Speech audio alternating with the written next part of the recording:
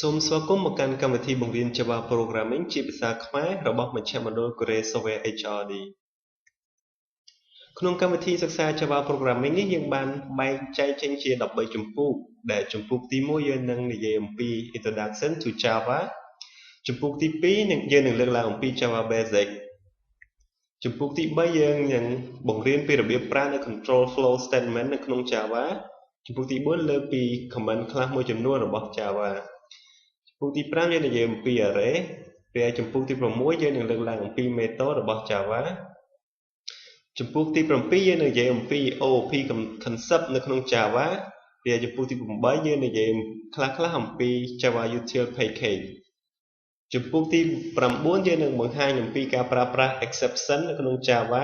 ជំពូកទី10និយាយអំពី thread ហើយជំពូកទី11យើងលើកឡើងអំពី file I/O ជំពូកទី12យើងពន្យល់អំពី collection នៅក្នុង Java និងជំពូកចុងក្រោយគឺជំពូកទី13យើងនិយាយអំពី database ដែលពាក់ព័ន្ធជាមួយនឹង JDBC programming នេះយើងនឹងចាប់ផ្ដើមនៅជំពូកទី1ដែលនិយាយអំពីការណែនាំពីភាសាកម្មវិធី Java ដែលមេរៀនទី1យើងនឹងនិយាយអំពីទិដ្ឋភាពទូទៅរបស់ Java មេរៀនទី2យើងនឹងបង្ហាញពីរបៀប set up environment មេរៀនទី3យើងនឹងបង្ហាញពីមូលដ្ឋានគ្រឹះនៃ Java មេរៀនទី4អ្នកទាំងអស់គ្នានឹងយល់ពីខ្លះនៃ object នៅក្នុង Java ដូច្នេះខ្ញុំសូមចាប់ផ្ដើមនៅមេរៀនទី1ដែលនិយាយអំពីទិដ្ឋភាពទូទៅរបស់ Java ទី 1.1 អ្វីទៅជា Java ចំណុចទី2យើងនិយាយអំពីប្រវត្តិរបស់ Java ចំណុចទី3យើងនឹងបង្ហាញពីលក្ខណៈពិសេសរបស់ Java ដែលជាមូលហេតុនាំឲ្យ Java មានភាពពេញនិយមក្នុងការប្រើប្រាស់ទី1អ្វីទៅជា Java Java គឺជា programming language មួយដែលមានដើមកំណើតចេញពីក្រុមហ៊ុន Sun Microsystem ហើយវាត្រូវបានគេដាក់ឲ្យប្រើប្រាស់ជាផ្លូវការនៅក្នុងឆ្នាំ1995ហើយភាសា Java នេះផងដែរត្រូវបានគេប្រើប្រាស់នៅក្នុងការអភិវឌ្ឍកម្មវិធីកុំព្យូទ័រឬក៏ហៅថា desktop application ប្រើប្រាស់ក្នុងការបង្កើតនៅកម្មវិធីប្រើប្រាស់នៅលើ browser ដែលហៅថាឬក៏ប្រើនៅលើ web ហ្នឹងដែលហៅថា web application និងអាចអភិវឌ្ឍកម្មវិធីសម្រាប់ប្រើប្រាស់នៅលើ mobile ផងដែរដែលហៅថា mobile application ហើយចំណុចពិសេសបំផុតរបស់ Java នោះគឺ program ដែលបង្កើតឡើងដោយ Java គឺអាច run នៅលើគ្រប់ operating system ទាំងអស់គេហៅថាវា platform independent អញ្ចឹងវាអាច run នៅលើ platform មួយណាក៏បានដែរនិយាយអំពី Java platform វិញគឺត្រូវបានបែងចែកចេញជា3ធំដែលទី1មានដូចជា Java SE គឺពេញរបស់វា Standard Edition គេប្រើវាដើម្បីបង្កើតនៅ desktop application ហើយទី2គឺ Java EE ដែលប្រើប្រាស់វាសម្រាប់បង្កើតនៅកម្មវិធី web application និង platform ចុងក្រោយគឺ Java ME Micro Edition គេប្រើប្រាស់វាសម្រាប់នៅក្នុងការបង្កើតកម្មវិធីទូរស័ព្ទដៃនិយាយអំពីប្រវត្តិរបស់ Java វិញ Java ត្រូវបានបង្កើតឡើងដំបូងនៅក្នុងឆ្នាំ1991ដោយលោក James Gosling ដែលគាត់មកពីក្រុមហ៊ុន Sun Microsystem ហើយឈ្មោះដំបូងរបស់ Java គឺឈ្មោះ Awk ដែលជាឈ្មោះដើមឈើដែលនៅដុះនៅក្បែរបន្ទប់របស់ developer ហើយក្រោយមកទៀតក៏គេបានប្ដូរទៅជា Java ដែល Java នេះក៏ជាឈ្មោះកាហ្វេមួយយ៉ាងឈ្មោះកាហ្វេដែល developer ទាំងអស់ចូលចិត្តនិយាយអំពីការវិវត្តរបស់ Java ដែលនៅក្នុងឆ្នាំ1995 Java ត្រូវបានដាក់ឲ្យប្រើប្រាស់ជាផ្លូវការបន្តមកនៅក្នុងឆ្នាំ1991បានចេញនៅ version JDK 1.0 បន្តមករហូតដល់ឆ្នាំ2010 Oracle បានទិញក្រុមហ៊ុន Sun Microsystem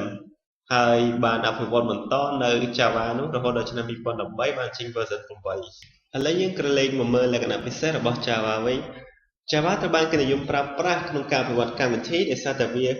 មានលក្ខណៈពិសេសមួយចំនួនដូចខាងក្រោមដែលទី1នេះគឺវា simple Java ត្រូវបានគេ design ឡើងឲ្យមានលក្ខណៈងាយស្រួលក្នុងការសិក្សាដូច្នេះយើងមិនមានការលំបាកទេក្នុងការសិក្សាស្វែងយល់នៅភាសា Java នេះហើយ object oriented គឺអ្វីៗទាំងអស់នៅក្នុង Java គឺផ្ដោតសំខាន់ទៅលើ object ហើយវាមានលក្ខណៈ familiar គឺវាស្តៀងទៅនឹង programming ដទៃទៀតដែរគឺ syntax របៀបសរសេរកូដរបស់វាស្តៀងទៅនឹងភាសាដទៃទៀតដូចជា C ឬក៏ C++ ជាដើមគឺវាមានលក្ខណៈ robust និង secure គឺត្រង់ថា Java វាបានផ្ដល់នៅ security feature ដែលអាចការពារ program របស់យើងពីការវាយលុករបស់ virus Java គឺមានលក្ខណៈ architecture neutral និង portable ដែលសារតែវាមិនប្រកាន់នៅ platform ដូច្នេះហើយយើងអាចបង្កើត program របស់យើងតែមួយហើយយើងអាចប្រើប្រាស់វានៅលើគ្រប់ operating system ឬក៏ platform ដទៃផ្សេងទៀតបានទាំងអស់ចំណុចបន្ទាប់គឺវាមានលក្ខណៈ high performance Java បានជួយឲ្យ program របស់យើងមានការដំណើរការលឿនហើយចំណុចបន្ទាប់គឺ interpreted នៅក្នុង Java នៅពេលដែលយើង compile នៅ Java source code វានឹងបំលែង Java source code ទៅជា bytecode ហើយនៅពេលដែលយើងយក program របស់យើងទៅ run ទៅលើ operating system ណាមួយក៏បានគឺវានឹងបំលែង Java virtual machine និងបកប្រែពី bytecode ទៅជា machine code ហើយ execute instruction ទៅកាន់ processor ចំណុចបន្ទាប់គឺវាមានលក្ខណៈ multi thread Java បានអនុញ្ញាតឲ្យ program របស់យើងធ្វើ multi thread មានន័យថា Java វាអនុញ្ញាតឲ្យយើងនឹង program របស់យើងនឹងគឺអាចធ្វើកិច្ចការបានច្រើននៅក្នុងពេលដំណើរគ្នាហើយចំណុចបន្ទាប់គឺវាមានលក្ខណៈ dynamic មានន័យថាគឺយើងកាលណាយើងប្រើភាសា Java គឺយើងងាយស្រួលក្នុងការកែប្រែនិងពង្រីកនៅ program របស់យើងដោយសារតែក្នុង Java យើងបានកូដនៅក្នុង Java យើងបានរៀបចំជា class និងជា object ដូច្នេះហើយយើងមិនមានការលំបាកនៅក្នុងការ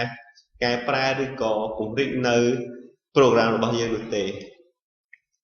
ហើយនេះគឺជាសមាជិកដែលចូលរួមក្នុងការបង្កើតវីដេអូនេះឡើងហើយសូមអរគុណដល់ពួកគាត់ដែលបានជួយស្រាវជ្រាវហើយនឹងក្រុមផលិតវីដេអូផងដែរហើយវីដេអូបន្ទាប់យើងនឹងធ្វើការបង្ហាញពី environment setup សូមអរគុណ